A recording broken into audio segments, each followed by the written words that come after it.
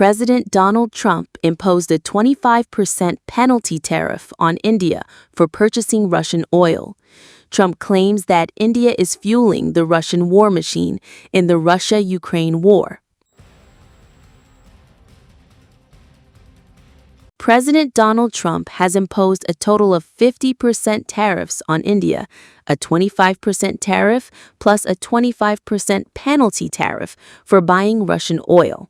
However, U.S. imports from Russia rose significantly from $196.2 million in January 2025 to $405.3 million in June 2025, after Donald Trump took office in January 2025.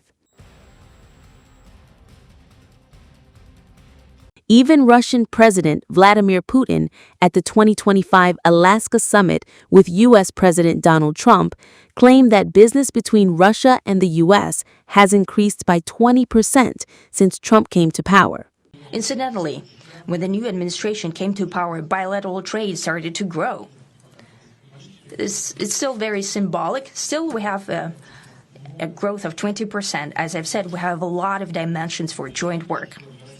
It is clear that the U.S. and Russian investment and business cooperation has tremendous potential. Russia and the U.S. can offer each other so much in trade, digital, high-tech, and in space exploration. We see that Arctic cooperation is also very possible. Although Trump and his close aides have accused India of fueling the Russian war machine, American oil companies have made record profits since the Russia-Ukraine war broke out in 2022. Through LNG exports, arms sales, and other war-driven opportunities, the U.S. is apparently the biggest profiteer of the Russia-Ukraine war.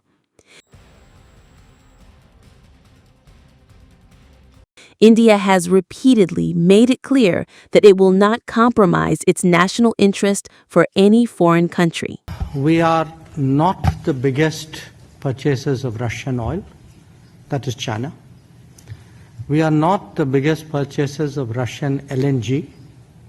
I'm not sure, but I think that is the European Union.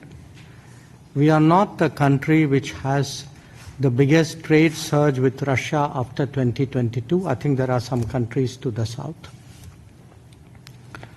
We are a country where actually the Americans said for the last few years that we should do everything to stabilize the world energy markets, including buying oil from Russia. Incidentally, we also buy oil from America, and that amount has been increasing. So, quite honestly, we are very perplexed.